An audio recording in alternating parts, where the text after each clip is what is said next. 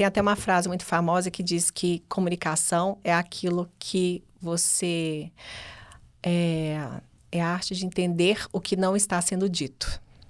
Então, Perfeito. uma pessoa nua, sem nenhuma peça de roupa, ela tem uma comunicação visual. A Sim. depender se o corpo é mais forte, mais musculoso, mais curvilíneo. A postura amorfo, também. A postura.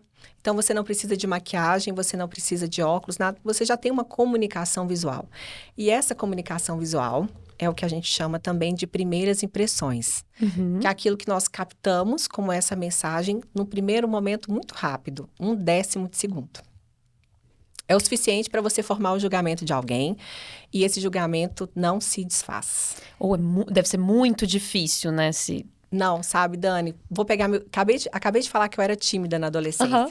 Então, as minhas amigas de colégio que me conheceram naquela época veem a minha imagem hoje, percebem a minha construção ao longo desse caminho, mas elas não se esquecem da pessoa que eu fui. Elas Ainda não- tem essa memória de você como uma pessoa mais tímida. Exato. Então, a primeira impressão que você causou em mim hoje, ela nunca vai se desfazer.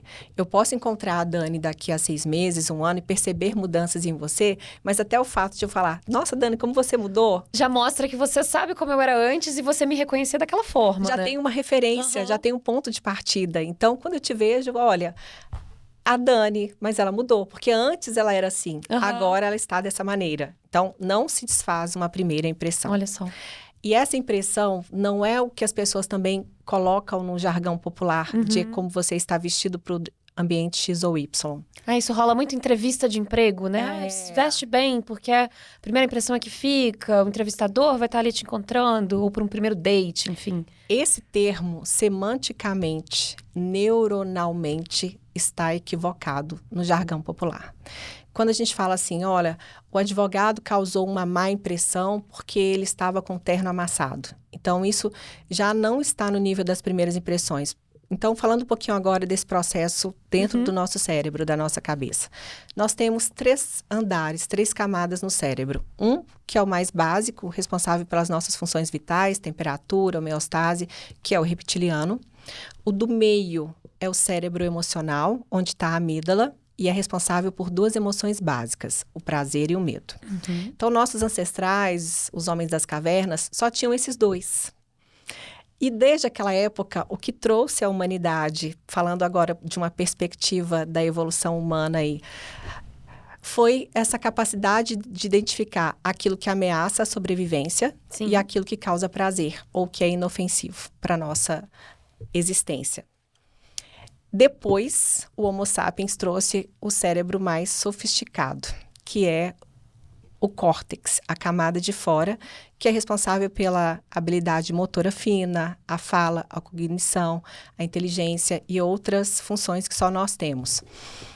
E aí, a impressão está lá no prazer e no medo.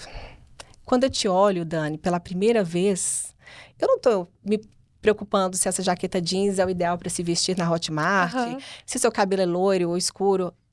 A primeira coisa que eu tento perceber quando eu te olho é: a Dani pode me matar? Ela me oferece algum perigo? Ou a Dani é uma figura indefesa ou inofensiva? Eu posso me aproximar da Dani? Eu vim de BH para cá hoje. Eu também. Você? Eu também sou de BH. Olha, eu achei que você fosse aqui de São Paulo. Não, eu fico em BH.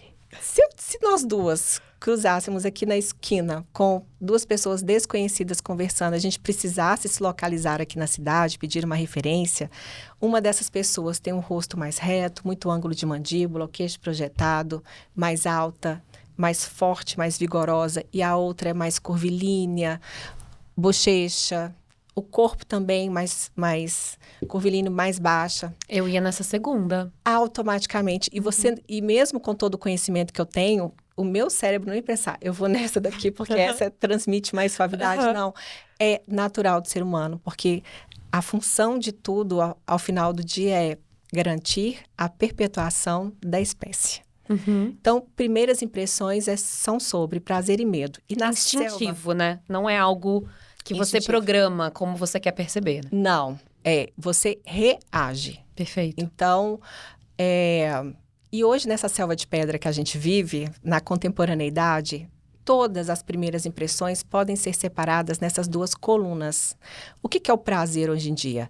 É quando a pessoa quer se sentir e ser percebida, leve, jovial, alegre, feminina, suave, delicada. Uma pessoa que seja amorosa, próxima, acolhedora, sensual. Então, todas essas são energias e são sensações de prazer que traduzimos para esses desejos de imagem. E na coluna do medo, o que a gente coloca? O distanciamento, a tão almejada autoridade. Muito se fala em autoridade no mercado de trabalho hoje, em especial no digital, Não, né? no nosso mercado é um assunto sempre em alta, né? Então, a autoridade é uma emoção relacionada ao medo. Ela não está ligada ao prazer, está ligada ao distanciamento, à força, credibilidade, maturidade. Quando você fala também de segurança, firmeza, solidez. Então, essas são percepções ligadas à coluna do medo. O Persona, que é o meu método de consultoria de imagem guiada pelo rosto, é neuroimagem. Assim como nós temos neuromarketing, neurovendas, neurociência, neuroestética, neuroarquitetura, é neuroimagem, porque eu elaboro as propostas para o cliente, de modo que essa pessoa vai atuar intuitivamente na camada límbica lá do interlocutor, provocando as sensações que essa pessoa deseja. Depois, num outro momento em que eu já decidi se é prazer ou medo, aliás, eu já reagi, aí é que eu vou para uma outra percepção, quando eu estou falando da roupa estar adequada ou não. Então, esse é um julgamento. E esse julgamento não pode ser chamado de impressão, porque ele depende de questões que são culturais, sociais, geográficas, econômicas.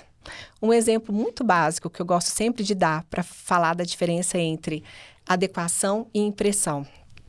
Usar branco no Brasil é muito bacana. Tanto que a cor que as noivas usam no casamento, a cor que a gente prioriza em final de ano como símbolo de renovação. Mas é também a cor que toda vez que alguém vai fazer um vídeo pedindo desculpas, tá lá com a roupinha branca, o cabelinho pra trás. Então, você quer ser bem aceita nessas situações. Usar o branco na Índia já não é tão bem-vindo, já não é tão bem visto, porque é sinal de luto, de momentos tristes e tudo mais. Então, tá vendo que não é impressão sobre o branco, é uma questão de adequação ao contexto, é cultural. Então, quando eu avalio a pessoa versus o contexto em que ela está, o papel que ela desempenha, como você citou bem, a entrevista de emprego, isso já não está no nível das primeiras impressões. Isso é adequação, é julgamento. A impressão é uma reação primitiva, prazer e medo, e pronto.